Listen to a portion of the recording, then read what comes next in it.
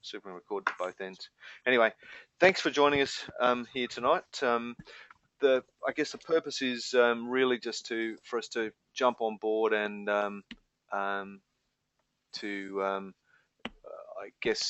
for us to go back over some of the key elements of the training that we did and just touch on those again. I just mentioned, if you've got any questions, use the question area. I've just muted everybody's microphone, so just use the question area on the panel there on the side. Type a question in, and I can see that you put that in, and I can go back and answer it. I can unmute your microphone or do something as well. So please, let's do that. All right, so let's get into it. And there we go. So I think you remember when we started talking about the Mindshot process and how it's important that in any process and planning process that I see, that we end up with both short-term and long-term focuses, and it's important that you get some balance in there between the short and the long-term. I find in business, if we spend too much time dealing with the short-term stuff, we don't get enough direction in our business. Too much time in looking at the long term and the future, and you're not addressing some of the current issues. So you've got to have that balance in your business between the strategic and the implementation part of it. So make sure you get some balance in there. I think we've talked about, about 20% of your time is good. All right, so that's where we started, and then we said, well, some of the strategic stuff and some of the things we need to do are about, one of the things is about eliminating the waste and improving the profitability and of your business. And we took you through a really simple process, and it's driven by the lean manufacturing stuff that was developed by Toyota following on from the Second World War. And our simple process is basically you audit for the 7 wastes, and we'll go through the 7 wastes in a second. You then prioritize the ones that are really important. You then put some project teams together to address those, and if you're a one-man band, then of course you just do them by yourself. And then you set some measures up so you can measure your progress and know what you're doing and that you're achieving something. The basic principles of lean that we talked about are, the first one is that customer value needs to be defined from the customer's perspective. So that's really important. We look at this from the value, because anything that is not adding value to the customer is waste, and so we want to eliminate that. Toyota also talk about pull, not push system. So pull system is where the customer demands your service or your product and pulls it through the system, rather than manufacturing a heap of product and having it sitting on the shelves hoping that somebody's going to buy it and you sell it. The other really important thing is in processes is about flow, and so that the product never stops in your production system. So if you've got stockpiles of things around the place, then you've probably got stuff, or got waste in your system, and that can be files and emails and all that sort of stuff can be part of that waste as well. And the last thing is that Toyota always work through is this perfection. So just keep on refining it. All right, we did talk through a couple of case studies. Talked about examples of how they improved their efficiency. Worked out that the amount of time the car was being worked on the line was sort of 2%. They changed that to 40%. Massive saving in costs and all those sorts of things. Porsche, for example, used the same process as reduced assembly time from 3 weeks to 3 days and reduced the number of mistakes by 55%. So in Toyota, this is a way of thinking, and it's a very cultural versus analytical approach. And too often, lean manufacturing and lean stuff becomes an engineering exercise, and it's not really about that. The simple process, and this is only one of the many processes that's part of lean manufacturing, but it's one of the more powerful ones. And it's a very simple high-end process. And basically you say, righto, let's look at 7 wastes. Now, waste is not like the picture here. It's not about garbage and all that sort of stuff. It's about wasted time, resources, opportunities, people, energy, all that sort of stuff, cash, the whole lot. So it's about understanding waste. And it's quite a simple process because we just look at waste from a number of different perspectives. So we just look at waste from a number of different perspectives. Sorry, I've had a technical malfunction. Hang on. Sorry about that. I'm back. So we're looking from a couple of different perspectives, and that's the beauty of it. These are not perspectives you'd normally look at. First perspective is overproduction. So where do we produce too much of stuff? And that's typically product that sits on the shelves, but it can be, brochures and other things we've talked about. So it can be just paper, a whole heap of stuff in your business. So where do we overproduce too much of something? Second one is waiting. So where does stuff wait in our process? So within our process, where does stuff wait? And wherever stuff waits, there's waste because you pick it up, you put it down, there's a chance it gets damaged, lost, you got to start up again, all those sorts of things. So waiting is a really big waste. Transporting, where do we unnecessarily transport material, people, cash, anything around? Where do we unnecessarily transport stuff? Inappropriate processing, where have we got the wrong machines or the wrong people doing the job? So where have we got somebody that is too senior doing a job that somebody else with less experience could do, and vice versa? Or where have we got a sledgehammer and we're using that to crack walnuts? So where have we got the wrong gear? The fifth one is unnecessary inventory. So where are we carrying unnecessary inventory? So our inventory is too high. And this is a big one because inventory is one of the things that sucks cash out of your business. Unnecessary emotions. This is about ergonomics. So in workplaces and that sort of stuff, are people making unnecessary movements, and is their office well located, or is their workstation well structured, all those sort of things. And there's some great tools around that. 5S is a tool that you can use to do that. 5S for Sam. If you just put that into Google, there's a whole heap of stuff in that. And then the last one's about defects. So where do we have problems and rework, all that sort of stuff. So they're the 7 wastes. We talked about some different examples of these. So we talked about the truffle growers in Tasmania with their really fast, really fast supply chain, where they're getting product to Asia overnight, and how they must have eliminated the waste out of that supply chain in order for them to go from, pick in the morning, pick in the afternoon, and having it delivered the next morning into Asia. The video for this one, you couldn't hear that well at the training program. All the videos and things were in the resource pack that I sent you. They're all on Dropbox and you can download them.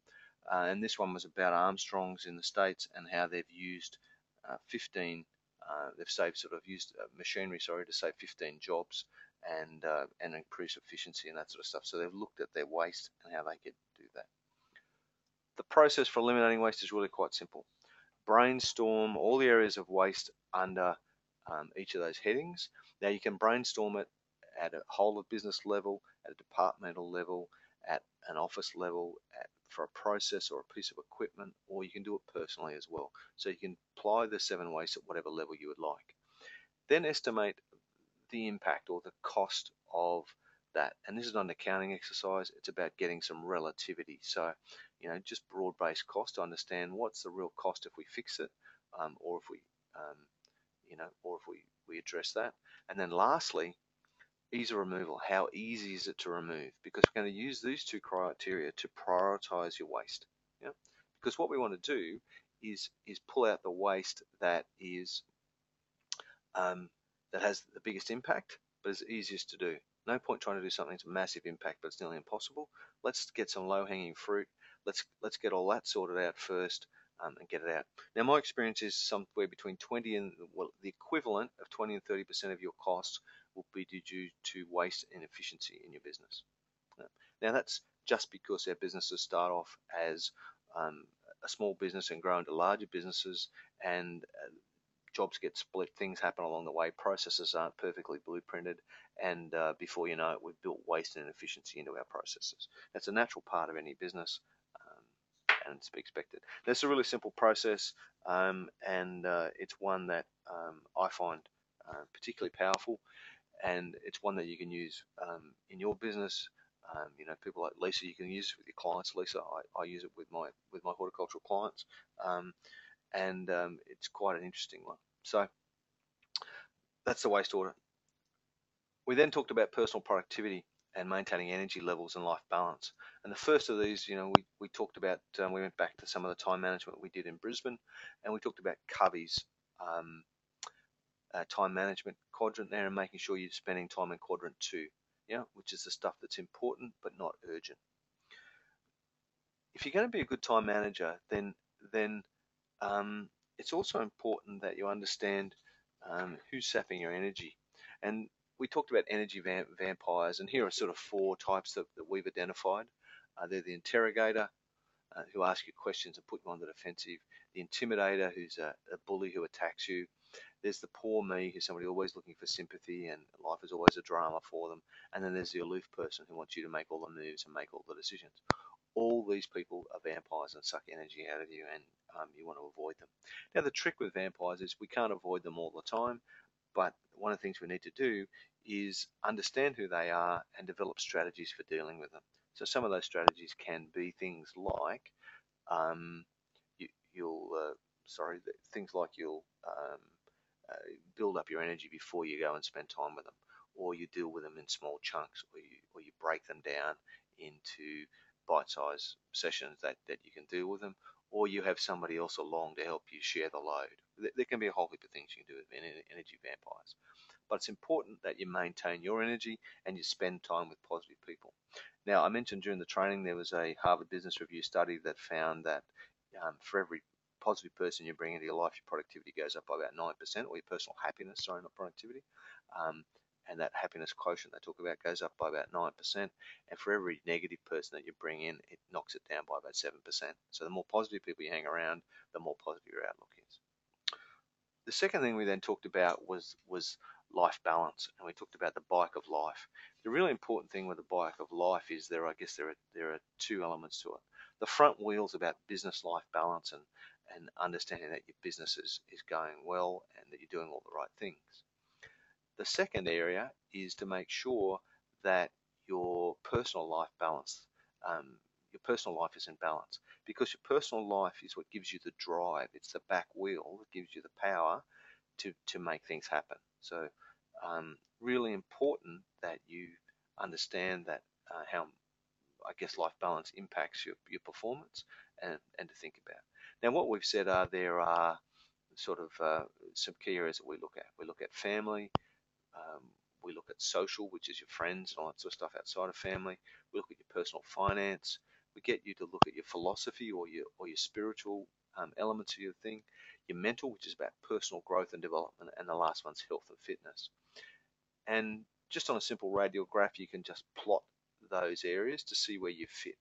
Now, the idea is that you don't need to have a perfectly round wheel, but you don't need one that's completely out of balance either. So you want something that's got at least a semi-round shape to it, so you can actually get some drive out of it. If it's just a big flat shape, then you're in trouble, and obviously you want to try and have things as even as possible. So develop strategies for that. Understand, where your weak spots are in, health, family, social, finance, philosophy, and mental. Work out where your weak spots are, and using the tools we've given you, force field, those sort of tools, you can then come up with an action plan for how you're going to change your life balance. But awareness is, one of the really important parts. We then moved on and started talking about having difficult business conversations, and we talked about the grotto model. And the grotto model, I think, is a great tool. It's a tool you won't use every day, developed by Darryl Cross, a psychologist who did our webinar for us. He's a great guy. Darryl's model is brilliant in that it's all about helping get responsibility and accountability back into it. So these are conversations you can have. Now, you can use this as a structure to have conversations with people you work with or clients or whatever at any time, but it works particularly well where you've got to have a difficult conversation. Guess the key parts of the model are, you've got in the goal part, so it starts with goal. Make sure you've outlined the topic to be discussed, talk about that and agree on that, and see if there are any specific objectives you want to get out of that session. Then you move on to the reality. Take some time to explain the current situation, the facts from your perspective. Let the other person put the facts from their perspective. Just be wary that it's really easy to get diverted away from the topic, and you need to keep dragging them back and saying, yes, I understand that so-and-so is doing that as well. I'm here to talk about you and your behavior. So, think about it from that perspective. Once you've discussed the reality, then you need to think of some options, and you need to ask the question, so what do you think we should do about this? and then be quiet, because you want them to come up with some of the options. As soon as you start contributing options before they're putting the options up, it's all your thoughts and it's all your plan, and if it goes wrong, it's because they didn't believe it in the first place. So this is the point where you want them to take responsibility for their actions and responsibility for developing some options. Once you've canvassed some options, you can then say, right, well, we can't do all these things, so which ones are we going to commit to? And you go through and shortlist them. You can then, and this is some of the real power of this process, it's a bit like a force field. You then say, okay, that's all really good. They're the things we're going to do. What's going to get in the way? And what are some of the I guess the barriers we need to address, and what are the actions we need to take there? Develop those into a bit of a plan, agree what you're going to do, and then set some homework in terms of things they need to do and what your reporting and check back dates are going to be. So even write down the time and the date for when you're going to have that meeting. Don't say we'll just catch up in a couple of weeks. Say we'll catch up December the 14th at 4 p.m. Okay, so that's a grotto conversation, really powerful tool for having difficult conversations in your business. And you know, I'd make sure you practice it. We then went on to negotiation skills, and as I said, we could have done a 2-day course just on negotiation. So this really was a fairly quick run through against negotiation, but some of the key points I think dropped out of it. We heard from the CEO of the AFL about being an effective negotiator. He talked about 3 or 4 key points. The ones that dropped out for me were we need to approach negotiation from the point of win-win.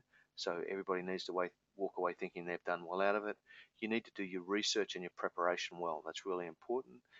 And thirdly, you need to be driven by your values and make sure you're always acting in good faith and you're negotiating in good faith. I think that's really important.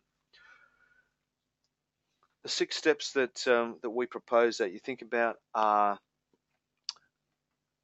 preparation, understand the wants, propose some options, bargain around those options, set up some agreements, and then make sure you do the follow-up so that the action actually starts and the negotiation pushes into play. So let's quickly just go through each of those steps. Doing your homework is really important. It's important that you understand what you want and prioritize it, and make sure you understand your entry and exit points. And as I mentioned, I always get my clients to think about 3 things. If it's a negotiation around price, for argument's sake, what is the price that you would be ecstatic about? What is the price that you would be satisfied with? So you think, yeah, that was pretty good, I was happy with that. And thirdly, what's the point at which you walk away? You need to know each of those in case you get backed into a corner, and then you need to know you can walk away. You need to have the power to do that. Without that, then you can often get caught. So think about that sort of stuff. Get your facts. Think of all the options and different things. Think about different deadlines and consequences and prices and different things to understand what the impact will be. Make sure you have the powers to negotiate, particularly if you're an employee for somebody else, and that you have the full power to act as negotiations, and find out as much as you can about the other party. It's amazing what you can find out on Google. So just start Googling people to find out about stuff.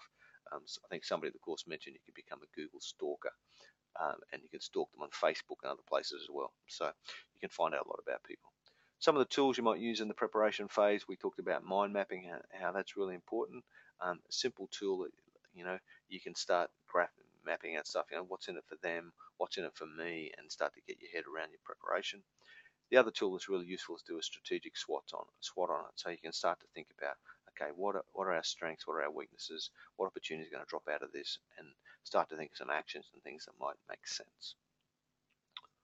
Stage 2 is about defining your wants. So, and this is at the point when you're actually meeting with the client, or with the other party, and you are doing a couple of things. You need to build some rapport with them. You need to treat them with respect and take them seriously. You need to make your demands at this point, and make sure that they understand your demands, and make sure you get the other party to state their case and listen without interruption. So nothing more frustrating in a negotiation if people keep jumping in and starting to deal with your points before you finish stating your case. So let people state their case. A tool you can use to help this is the to-do list. It's a really simple one, just a list of things that drop out that that either you want or they want, and you can start to put some of that in, and you can use the must, should, could process as a way of, I guess, prioritizing that list. Stage 3 is the proposal stage, and the really important part here is that if you haven't done your research and know exactly what you want to negotiate and why you want to do that, you can get into all sorts of trouble. So make sure you've done your preparation up front and you're really clear on what you want to go.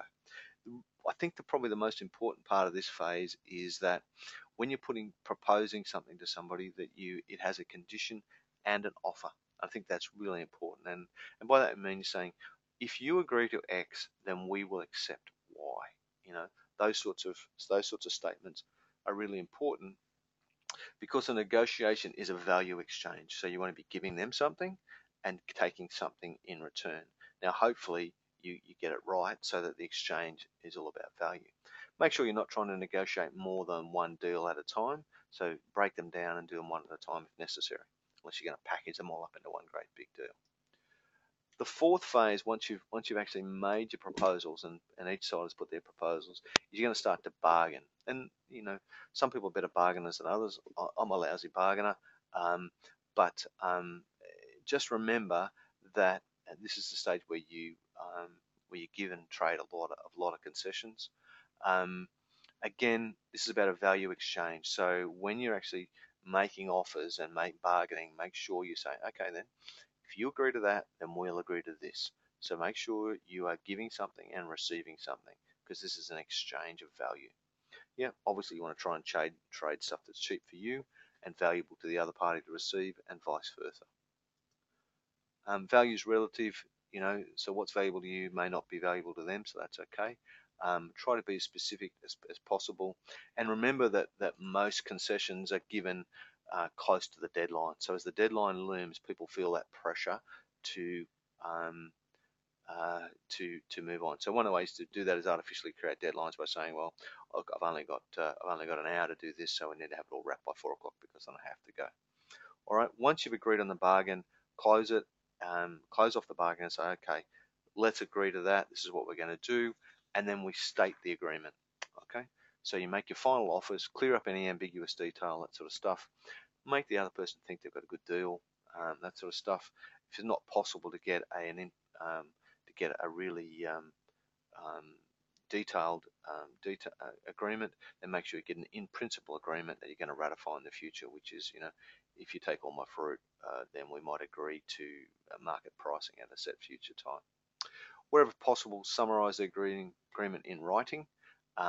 Summary should address the answers to some of these questions, you know, who, how, when, where, why, how much. Okay, they're all important questions. Make sure you summarize them well and that you circulate that and get sign off on it if possible. Stage 6 is the follow-up. Make sure that you do your follow-up well. No point in doing all the hard work and negotiation and letting it down by not following up and doing the things you need to do to make sure the negotiation goes through. All right, a great tool for making sure you do your follow-up well is a one-page plan. So you can come up with a one-page negotiation plan. All right, so that's the 6-step negotiation process. And I'm sorry we did that so quickly, but they're some of the challenges that we have. I guess the other one, the other thing we talked about, I'm sorry, they're the 6 steps there. The other process that we talked about was very much around the cognitive behavior theory, and cognitive behavior theory is driven by A, B's, and C's. A, B's, and C. Yeah, basically says as an activating event, the activating event stimulates a belief in people. That belief determines the behavior that pops out of them. That behavior then determines the consequences or the outcomes that you receive. And that's a very basic model, but that's basically the way things happen.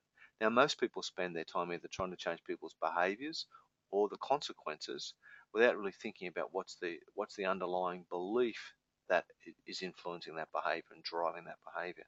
So if we actually change the belief and understand the belief and change that belief, then you'll get a different behavior and therefore you'll get a different outcome. I think this is a really simple model. It's a really powerful model. Particularly if you're having challenges with people, it's to sit back and think about, why am I not getting what I want out of these people, and what's the belief system that is driving this behavior that's giving me these outcomes. Now, the reason we included this is because lots of negotiation is derailed by people there's an activating event, somebody will say something or stimulate something that drives a corresponding belief.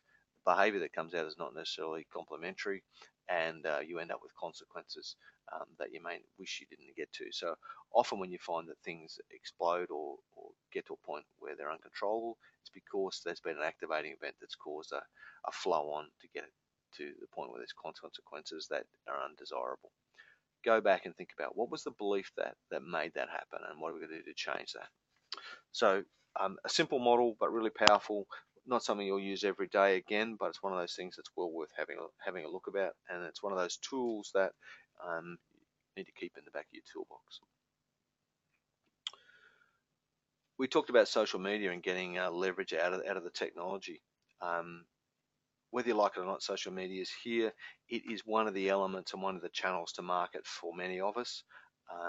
Not necessarily for everybody and not for every business case, but it's certainly one of the channels to market. We looked at the ZMOT video, the Zero Moment of Truth video, which basically says the marketing model has changed. It used to be there was some sort of stimulus where people went out to buy. The first moment of truth was when they strolled into the shop and they started looking on the shelf for things. The second moment of truth was when they took that product or that service home and they experienced it. Research by Google, and don't forget Google have a vested interest in this as well, but I think the research is fairly sound, is that they've identified this zero moment of truth. Now there's a stimulus where people will jump on their computer, they will jump on their mobile phone, they will do things, and they will contact their friends, sometimes through social media, in order to get some opinions on where they should go, on what they should do about a particular purchase or something else. So that's that zero moment of truth, and it's really changed the way people think and the way they operate. You know, we're now finding that there are lots of people look for social truth in what they do. Social proof in what they do. Can't read my own writing. So social proof, where they want other people to validate and verify for them. Now that can just be going to a review site. I talked about how I'd purchased a data projector, and I went to a review site and checked out some of the feedback on the particular models that I was looking at before I went. Now those review sites are just social media. They're not Facebook or anything else, but it's a form of social media. All right. We talked about how 83% of people look online before buying, so just supporting that ZMOT stuff. It's now closer to 90% of people do that. So that's quite an alarming statistic. So it means we've got to be online. So your business must be online. We must be looking at some of this stuff. If you're going to be online and we're going to do this, we're going to write content and have a website and all sorts of stuff, you need to understand your niche and your target market. Yeah. Really important that you can do this so that you can write appropriate content and that it's targeted for them. It's also important so you understand what social media platforms are most appropriate for your market. We're going to talk about some of those in just a second. So the first point of contact for lots of people is going to be a website. Yep.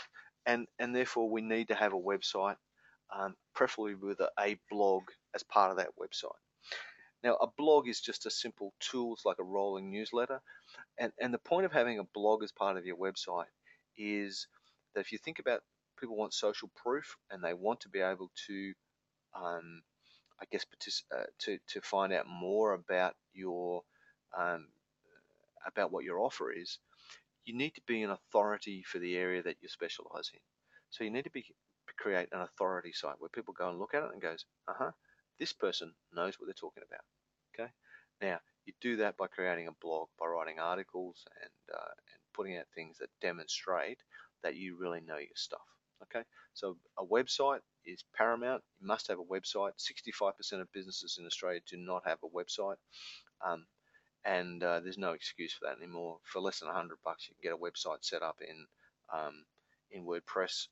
You can actually do it free if you don't want to have your own domain name, which I wouldn't advise you for, but it can be totally free if you have no cash. So there's no excuse anymore for not having a website. And you should have a blog that's part of it and start to build that authority. Need to develop some good content. You can do that through your blog and some articles.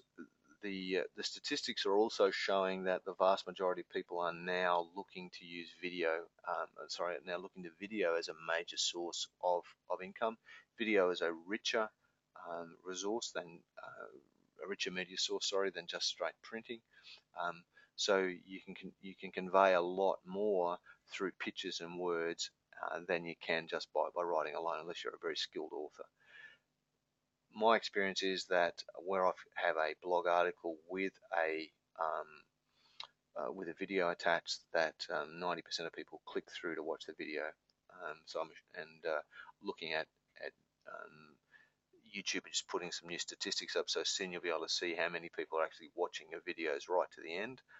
My experience is if your video is about 2.5 minutes, they'll watch the lot. If it's longer than 4 minutes, your chances of them watching it right the way through are fairly slim. Okay, so video, a great thing, really simple to do. Run around with an iPhone or in a camera, capture that, edit it really easily and put it up. So we've just edited up all the feedback stuff that you guys gave us when we were in Melbourne, and I pulled together a bit of a video on that for those of you who are lucky enough to get videoed, and for those of you who are lucky enough for me not to have my finger over the microphone, you might get in it as well. Anyway, so we put together a video there. I want to be able to demonstrate to you how easy some of this stuff is. Be up on YouTube soon. We then talked about Twitter, and Twitter's a micro blogging tool. Your statements need to be less than 140 characters, but it's interesting the number of people that are now following people on Twitter, I'm always surprised. I think I mentioned at the thing that we would get half the click-throughs on any postings we put for the horticulture site are now going from Twitter, which is fairly interesting. I didn't think that would be happening. Again, it's about understanding your target market. Are they on Twitter? Are you on Twitter? It's very easy to use and to do.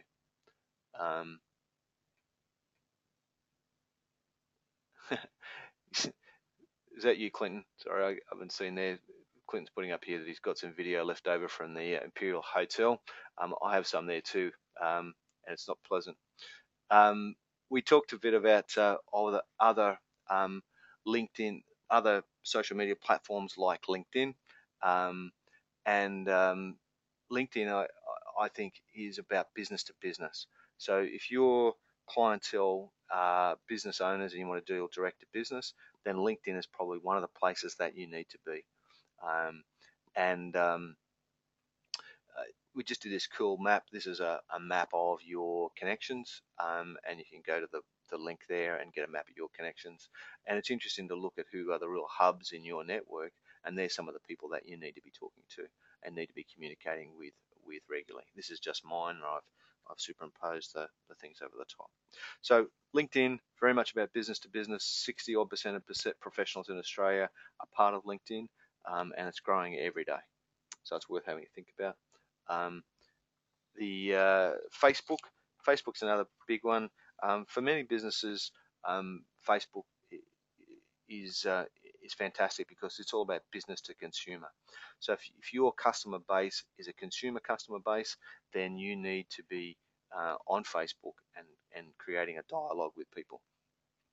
I think one of the important things to realize about social media is that it's a dialogue. So people want to have a to and fro conversation with you, as opposed to you just broadcasting and sending stuff out to them all the time. So you've got to build that community and make sure that you are creating a dialogue with your target market. Now, if you have a business that has a wholesale base, business to business base, and a consumer base, then you may very well need to be both on Facebook and in another tool like LinkedIn. And I guess circulating your content through both of those. All right, so the process we came up with for social media was important that you own your online space by understanding your clear niche and your target market. Who are they? Where do they go? What social media platforms are they involved in? Really important you develop some good content. You need a website, you need a blog, which give you some stuff, and then YouTube is another great area to learn how to do good content with. Make sure you distribute the content. I use a tool called Hootsuite, which is there, which enables me to post stuff to and monitor all the social media platforms that I use and distribute content. And lastly, make sure you connect to your target market, whether that's through LinkedIn, Google Plus, Facebook. You know, there are a whole heap of social media platforms. They're very specialized social media, um, very specialized client group. They may have their own social media platform. So, you know, understanding that, really important. Don't underestimate the power of social media. Now, we did talk about personal branding, and I think the important part about personal branding is that if you're going to be out in the marketplace, if you're going to be out there dealing with customers, dealing with industry, doing a whole heap of stuff, you need to understand what your personal brand is and what you're trying to put out there. And the stuff we talked about in terms of personal branding was very much around being, I guess, the personal brand is about what you're actually known for. Yeah. So it's about what people say about you or your business when you're not around. Okay. Now they might be saying you're a strategic thinker, you get things done, you're very innovative, whatever. They also could be saying you're an energy vampire. Now that may be not the brand you want to put out there. So it's important that you understand, I guess, what your personal brand is. You might need to talk to somebody who can give you some good feedback on that. And then it's important that you start to say, what have I got to do about that? Now, you need to play to your strengths. Yeah. So understand your strengths and build on those and make sure they're strengths that are really important to you. So we get all this right. We talked about different people and their personal brands. You know, we talked about Mr. Branson. We talked about the Apple brand. We talked about President Obama and the Hal brand. And we said, are these businesses playing to their strengths? Yeah. And do they take benefit of those strengths in their branding? You need to understand that. The exercise we got you to do was to look at your key strengths, and part of that was also to do some pre-work, to go and get a disc profile of yourself or a strength finder profile or something that was going to help you identify the I guess your strengths and weaknesses in your base personality and start to understand how you can use those to leverage yourself. Okay, so you may identify your key strengths, put them down the left hand side there, and then rate them with some criteria. And I don't mind what the criteria are. The ones we suggested are, if you're in a business, you want to have a personal brand that helps grow your business or is going to have an impact on profit or your role or your organization. It needs to be something that you're strong in your current ability, and you. So we're looking for current strengths here. You may seek to build strengths in the future, but you've got to focus on your current strengths. And it needs to fit with your personal vision. So it needs to fit with where you want to be in your life. So it's no point saying that I'm going to, I don't know, be the world's best public speaker. So one of my strengths might be public speaking. I'm going to be the world's best public speaking. If that strength really doesn't fit with the vision of where you want to be personally. Yeah. So if you want to be in the National Speakers Tour, how does that actually help you? Okay. So use that exercise to identify your strengths. Once you've identified those strengths, start to think about, okay, so how do people perceive me and how am I known? We also talked about using a tool like the strategic SWOT exercise and focusing it on yourself. So you did a personal strategic SWOT here. I think this is probably the hardest one to do, but focus on your own personal brand.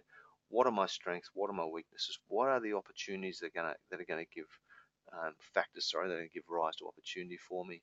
What are the factors that are going to give rise to threats? And then what are the actions that I need to take? So you can develop a plan that's going to help you to build on your strengths and overcome your weaknesses and take advantage of those opportunities. It's a really powerful tool. My advice is I would race off and have a go at it because it's one of the more powerful tools in the toolbox we've taught you.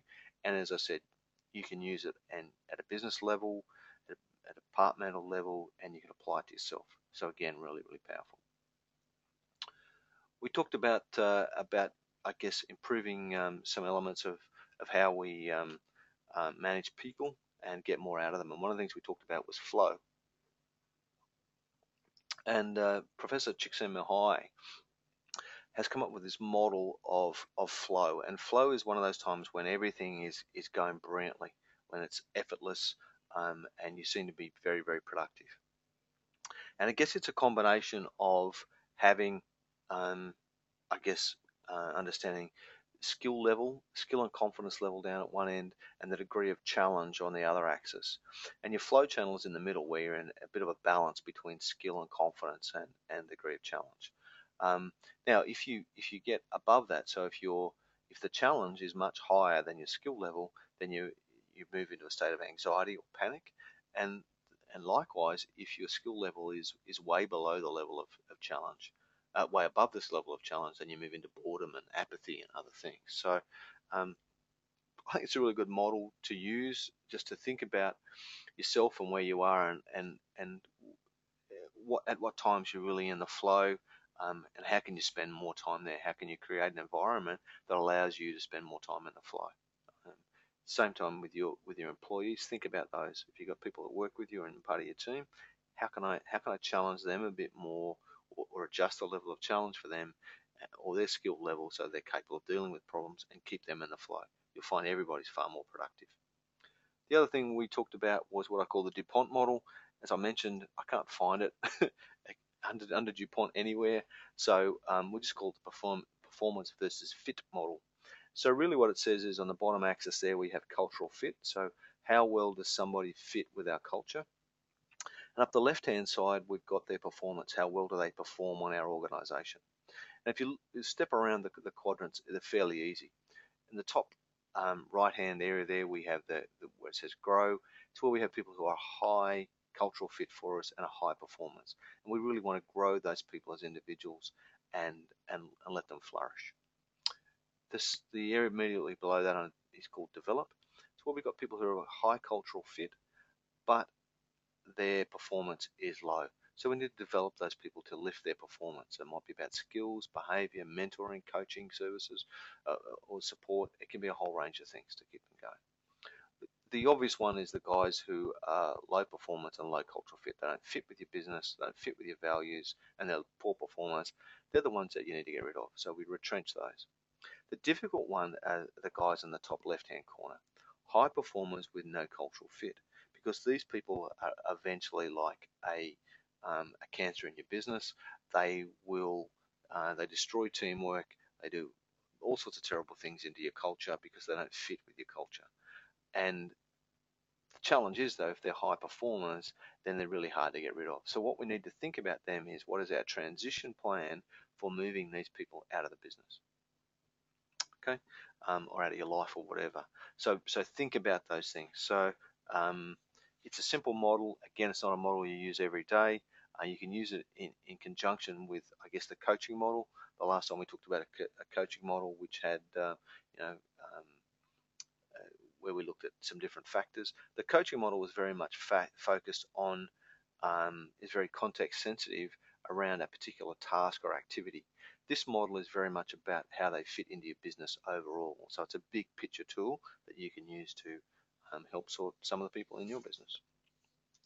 We talked about succession planning and making it work in your business. I mentioned there are two sorts of succession planning. The first one is typically, how do we hand on the business or the farm to the next generation? This is almost, it can be a subset of that, but this is really about workforce planning. So we talked here about how do we succession plan for our workforce, for changing management, if you like, in our workforce, and make that happen. A couple of steps here. The first step is, I get people to map their current organizational chart.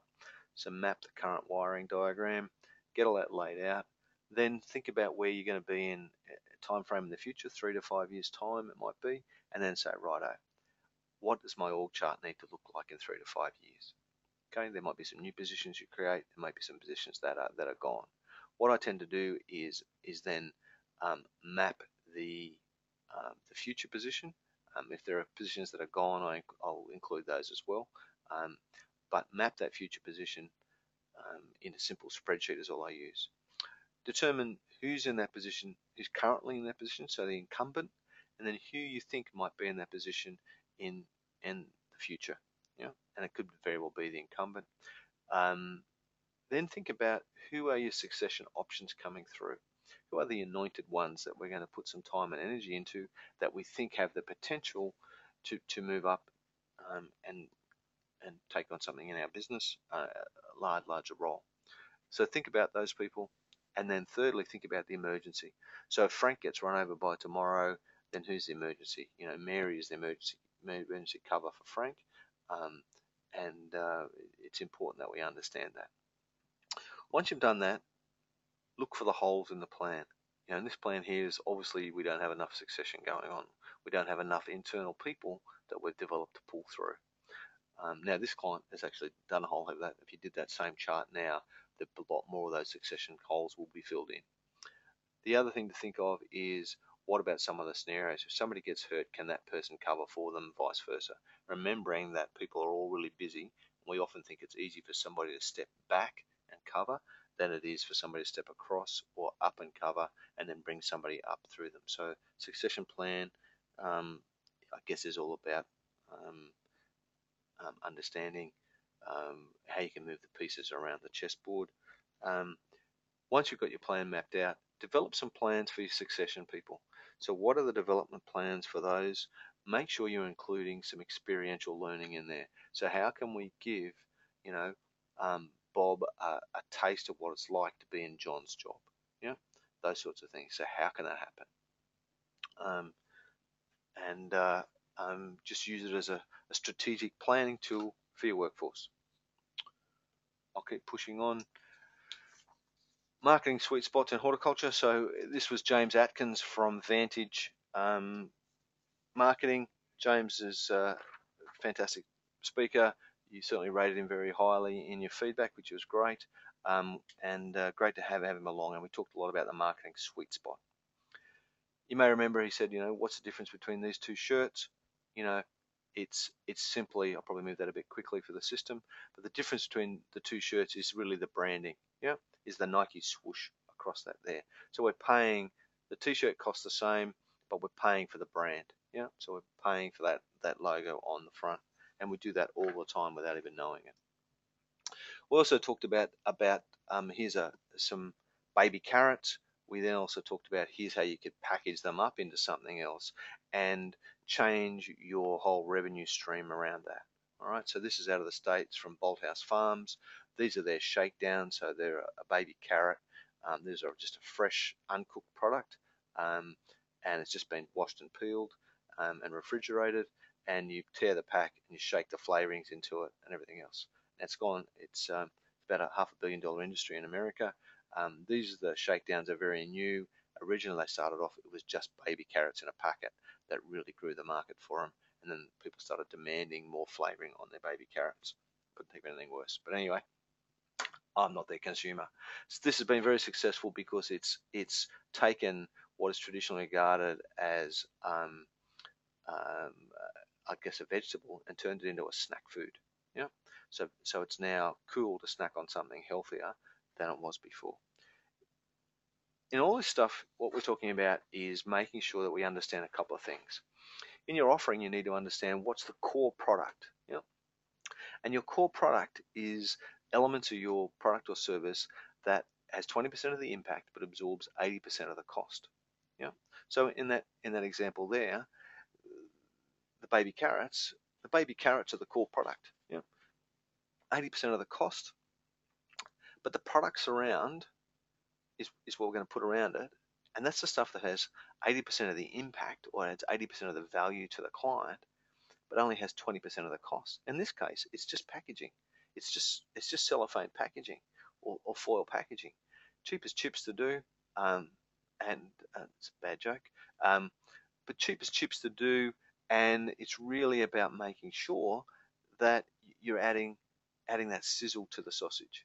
So we're trying to sell that, the sizzle on the sausage. To give you an example, another example, one I like to use is, most of us have an accountant.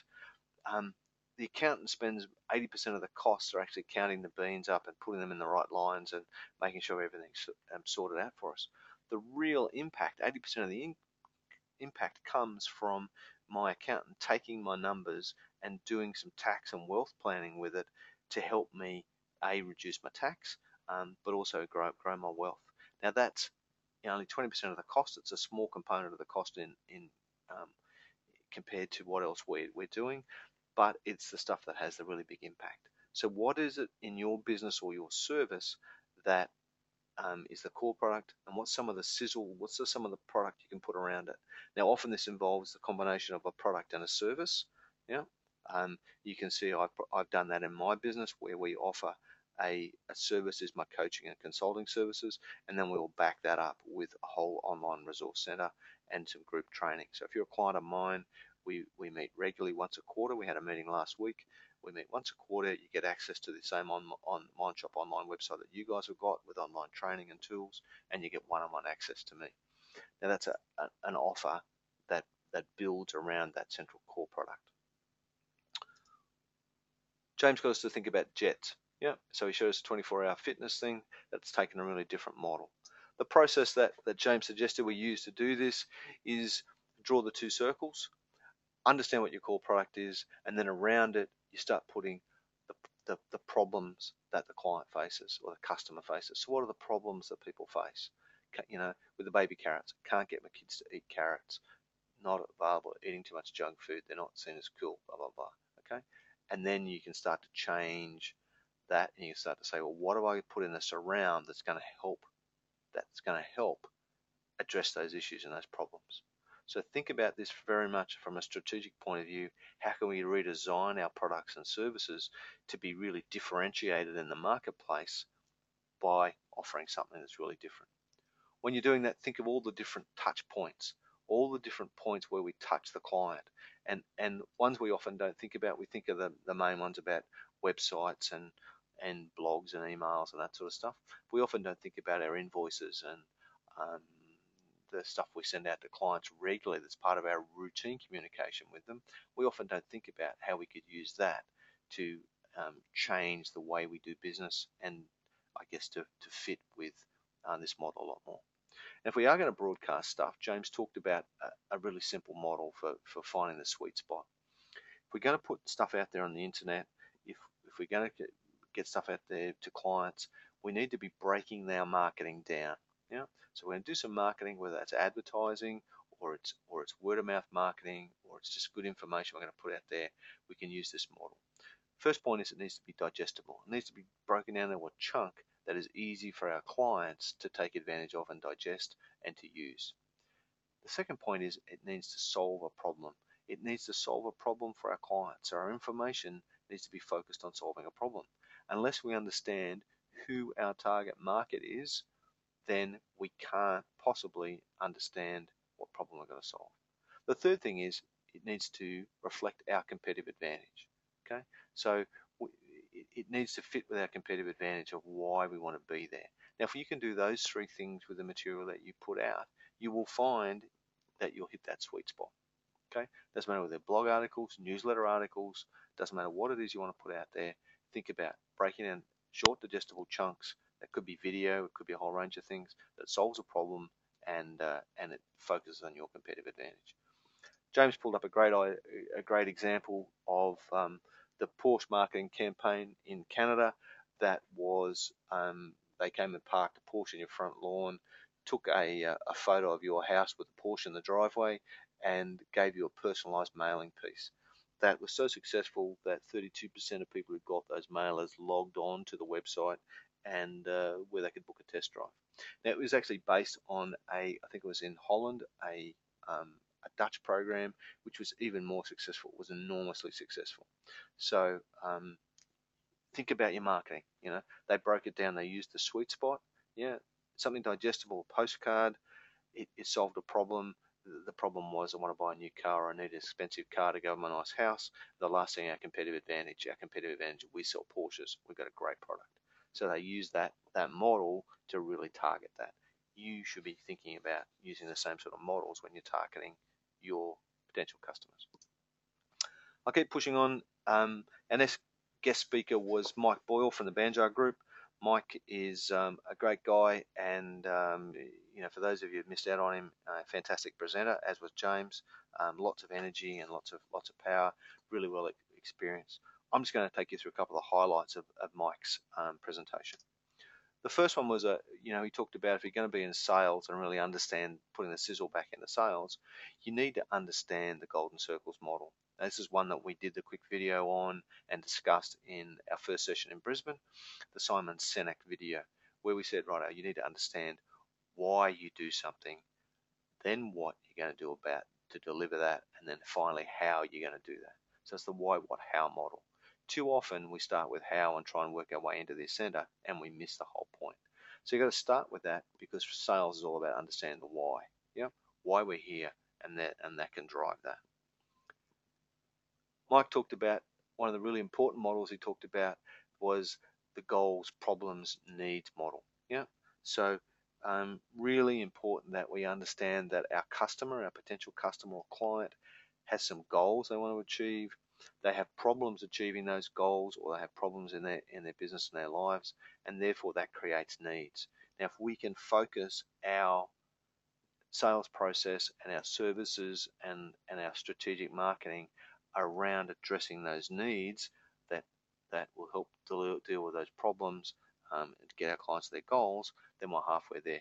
So one of the important things we need to think about then is, let's map them out. And for many clients, I'll have goals, problems, and needs at a strategic, operational, and production end.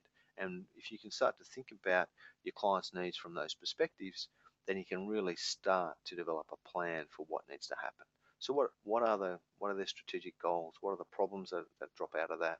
And therefore, what are their needs? A very powerful, simple tool, and it's one of the key touch points from Mike's presentation. Second big thing is, who are your customers? So who is your zebra? He used the analogy of the pride of lions on the Serengeti plain, hunting things. They don't just go and hunt anything at random. They hunt zebras. Yeah. Why do they hunt zebras? There's a whole heap of reasons. I'm not going to go into that now. You need to understand who your zebra is. Yeah. So who is your target market? What do they look like? What do they feel like? And start to map out that zebra so you can hit them more often. So some examples of typical zebras. What are their characteristics and behaviors? Segment them, break them up into, you know, where do they live? What do they do? All that sort of stuff. What are the key criteria that they might use to make decisions? Watering hole. Where do they hang around? Yeah. What do they do? How are we going to communicate with them? So, where can we trap them, if you like? They always come to the watering hole. The last one is, making sure you're clear on who your zebra is, and then what similar species. So if there's no zebras about, can we go and hunt wildebeest or gnu or something else? Yeah. So, or they're the same thing, eland or something else. So, we can, being understanding of your zebra is really important. And again, I don't know if you've got the message, but this is about target markets again. So in social media, we talked about target markets. In marketing, we talked about the importance of target markets. And in sales, you need to understand your target market, because it's all about targets.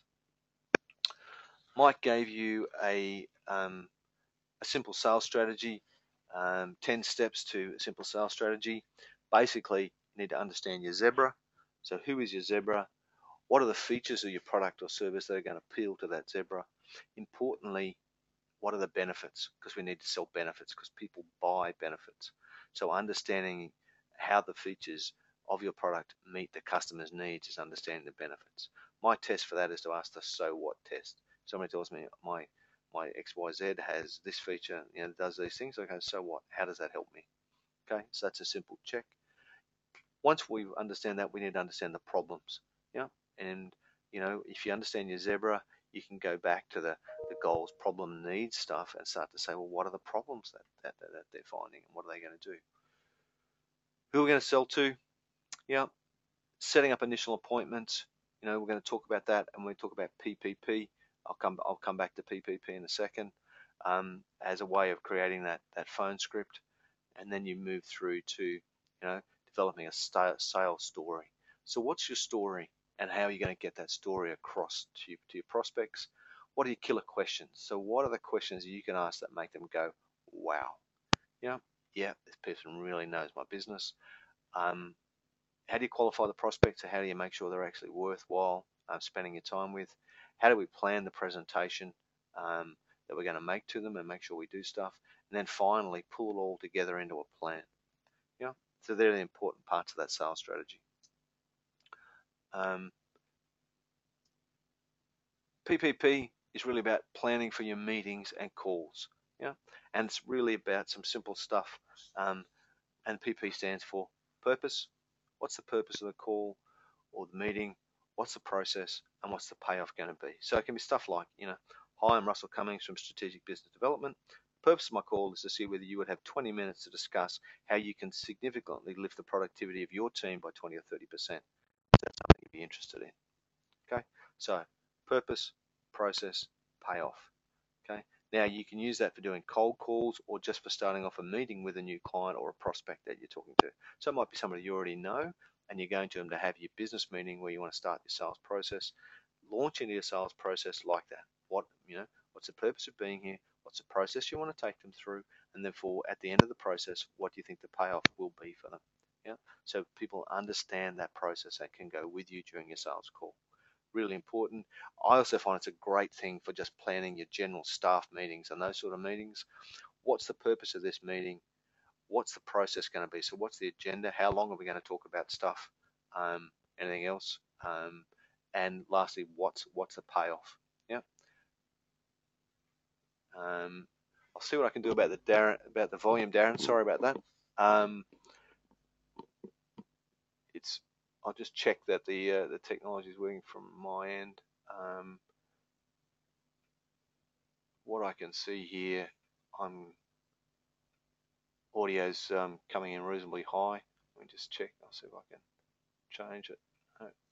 I'll just try and talk a bit louder if that's all right. Apologies for that. The purpose, process, payoff, really important tool to use. And then lastly, make sure you summarize it all into a one-page plan. So make sure you're using that planning to help you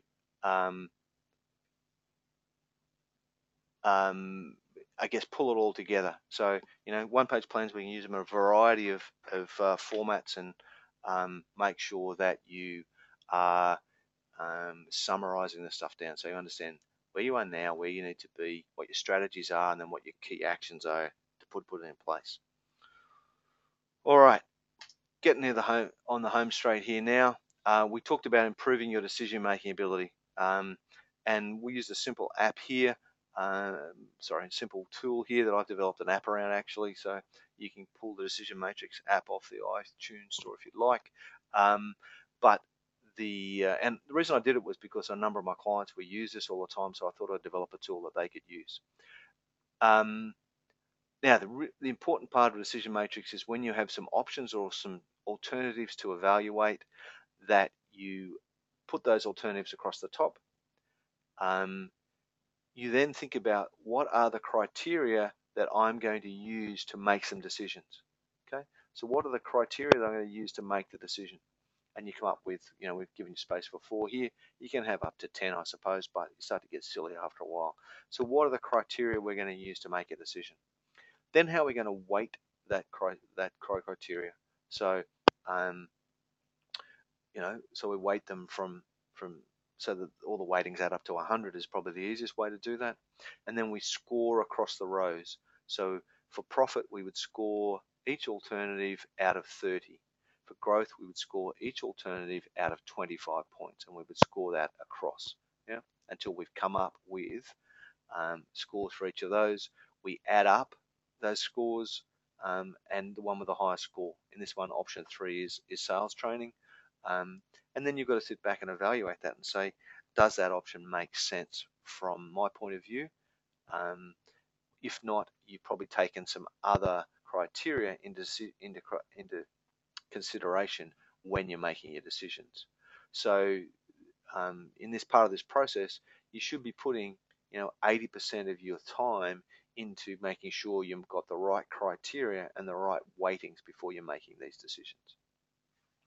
I used this with a client the other day. We sat down to evaluate some potential markets that we want to move into in different areas, and we've come up with a decision-making criteria that we can evaluate different options against one another, and use this model for that.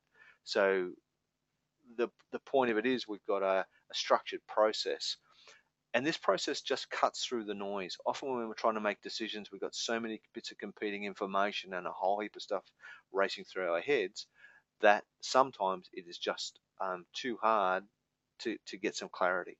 I find putting into a simple table, putting some numbers beside it, helps to cut through that noise and give you some of the clarity that you're looking for. Yep.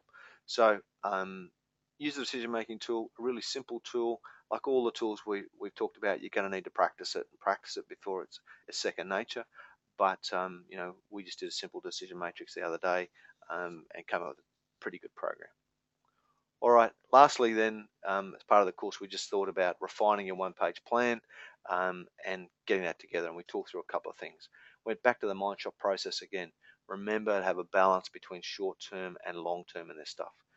You've got to spend some time thinking about strategy, some of that quadrant 2 stuff. You've got to spend time in there, but you've also got to address the burning current issues in your business. So getting the balance between those is pretty important. And then don't forget the business improvement stages pyramid here. Got to address the structural stuff. People, profits, processes, promotion, pricing, all those sort of P's at the front end. Make sure you've got the structure sorted. Then start to pull out some of the waste, and we're giving you some tools in this workshop to actually pull the waste out of your business and start thinking about it, and then start to work on belief systems. Now, you can work on all three things in parallel, but you need to work on them all at some point in time. One without the other is a complete waste of time. So build that sort of stuff into your plans and think about how you can work at all three levels. The last thing we talked about then was about this management competency model and making sure that you understand where you are with some of this stuff. So basically, we find that people often start off with this, they're unconsciously incompetent, where they're not aware of a skill that they lack. You then come along and do some training, and all of a sudden you become consciously incompetent. So you're actually aware of that you lack a skill. You start actively working on developing that skill and starting to build that skill, and you move then to what we call conscious competence. And then lastly, you no longer even think about it, you just do it, and so you become unconsciously competent. Now, like driving a car, it's the same thing. Most of us can drive a car without even thinking about it, but my 12-year-old is not even aware that she lacks the skills to drive a car yet. Okay. Now, most of you will be moving in this stage between being, consciously incompetent to consciously competent with a lot of these tools. The more time you spend practicing these tools and I guess using the tools and processes in your business, then you'll move to that final quadrant where you're unconsciously competent and you do this stuff in your sleep. Love to see you at that point with this stuff. We then really just went back to our one-page plans and then talked about the importance of one-page planning. Of all the tools that seem to resonate with people, this is the one. It's the tool that I use with every client, and it's a great process. Remember, where are we now? Where do we need to be in the future? What are the 3 or 4 major strategies, the big rocks, the big chunks that are going to help us get there? And then what are the detailed action plans that are going to help us get there over time? Remember, you can cascade your plans to get the detail at the right level. So when I do a strategic plan with a business, we summarize that strategic plan as a one-page plan. Of course, we don't have individual actions and timings and that sort of stuff on it because it's a 5-year plan. We just want to get the big picture right. But once we start to drill that 5-year plan down and we start to pull it back into 1-year plans, then we can start to put more detail in it and we can start to put actions and timings and stuff. And by the time we've drilled down to the 90-day action, so what are you going to do in the next 90 days, we are really being quite specific about who is going to do what and when. Really powerful tool. Make sure you cascade it and that you use it effectively in your business. Just scribble them down on the back of envelopes if you need to, but get them down. All right. That's the end of the, this review process. I'll stop and you can ask some questions in just a second. I guess the next steps are make sure you complete your 2 online courses. We'll actually be able to give you access to the Mindshot Resource Centre and to the online courses through to the 7th of January. So we were going to pull it up on the 31st of December, but we can take that through into early January now. So you've got a little bit more time to spend there. Again, with the online training, you're just going to have to put some time aside to get stuck in and do that. It will take you the best part of a day of elapsed time, and that's probably 2 or 3 3-hour sessions to get there. Okay. Make sure you review your plan in the planning forum. I'm about to jump on and start having a look on there and start poking people around those. Those who want to spend some time with me, more than happy to spend as much time as you need over the next month or so. So book some coaching calls. In addition to extending, I guess the time for the online training stuff, I'll also be available to you guys a bit into January if you want. So I'm happy to spend some time with you into January if you've been too busy and after Christmas you want to have a couple of sessions with me. I'm happy to do that. So I'm not too stressed about that. Make sure you join the industry discussion group. So Ray Johnson got you guys all motivated and thinking about things, and we've got 3 volunteers there. Sorry if I didn't put you in there, Clinton. I put Robbie in for some bizarre reason. But Clinton and Anthony and Oliver Ward from the other group are all offered to get in and help drive that discussion group and take it forward. And see if we can't get some action around a single voice for horticulture and some of the other issues that are ailing our industry. So I encourage you to go into the LinkedIn area and do that. One good thing about LinkedIn is you can actually set it up so that it sends you a weekly or a daily update if you want on the horticulture group, so you can see what changes are in there and what's been happening around that, which will keep you motivated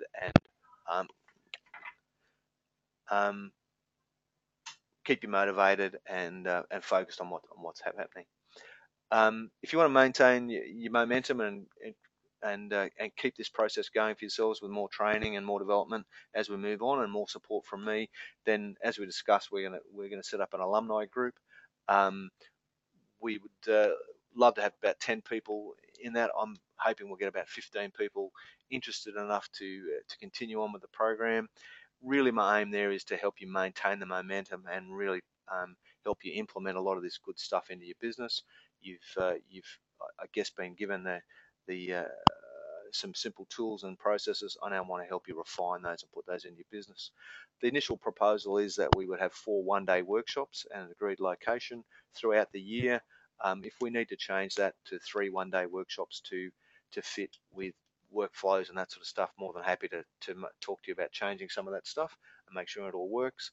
You'll get continuing access to the online resource center from Mindshot, where you can continue to do the online training, get access to 150 business tools that most of you haven't even had a chance to have a really good look at.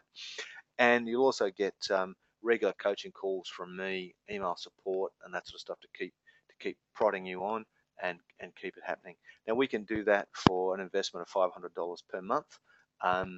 And if you're interested in getting involved in that, happy to talk to you more about it. If you want to have a more discussion about what you think you'll get out of it and how it might work for you, just let me know. I'm happy to talk to you about that. But we probably need to know by 17th of December if you're keen to get on and do something with that. If you want additional coaching support as well on top of that, happy to talk to you about that, and we can negotiate some more time with me as part of that process. All right, guys. Thank you very much for your patience tonight. We got through a little bit quicker than I thought we would, so that's good. I'll open, if there's anybody's got any questions now, I'll see what I can do here, and I can open up the microphones, I think, so that we can, if anybody's got a question, happy to ask away. Any questions? So, covered a fair bit of stuff pretty quickly. Yeah, Russell. Yes. Yeah, Luciano here, Russell. I've noticed over the years in my journey that some organisations have managing directors that typically don't like structure. They love that ability to wake up, get an idea, talk to people, and just run with their gut feel. And they seem to grow really, really well in the beginning, and they grow in sales, they do really well, but then they show signs of certain cracks. Yes. And I'd say probably ours is reached that peak where it's really grown strongly, and then certain areas of the organisation start to fragment. Yep. You think there should have been structure in lots of areas from the very beginning. Have you found that as a sort of a typical growth model in companies? Yes, Luciano, it is. I find that often businesses grow to the level of, I guess, control that those sort of managers can hold on their businesses. So often it'll grow. You can only keep your finger in so many pies, and what happens after a while is your business gets to a point where there's just not enough fingers for them to go around, and things start to fall off. And it's because they haven't built good processes and systems behind them. Often got really good people that can cover behind them and stuff. But my experience is once you get to a certain level, you need to have a far more structured approach to things. Otherwise, the wheels start to fall off. Yeah. Yep. Definitely. Yep. Thanks. That's all right. Thanks, Russell. Yeah. Anybody else?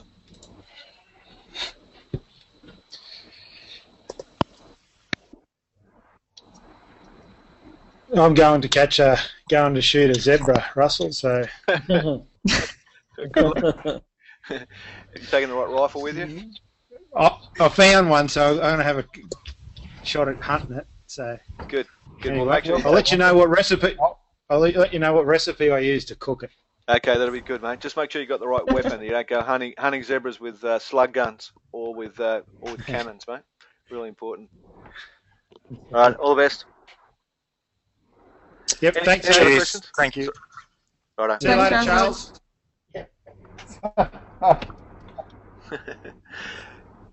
Guys, any other questions before you go? We covered a lot of stuff, so if you do have other questions and you want to flick them to me by email or have a chat, just pick up the phone and give me a call. Thanks, Russell. Thanks, Russell. Cheers, Russell. Okay, guys. Thanks, Good night. Russell. Thanks See for ya. joining me. Bye. Talk Bye. to cars for Arrivederci. Righto.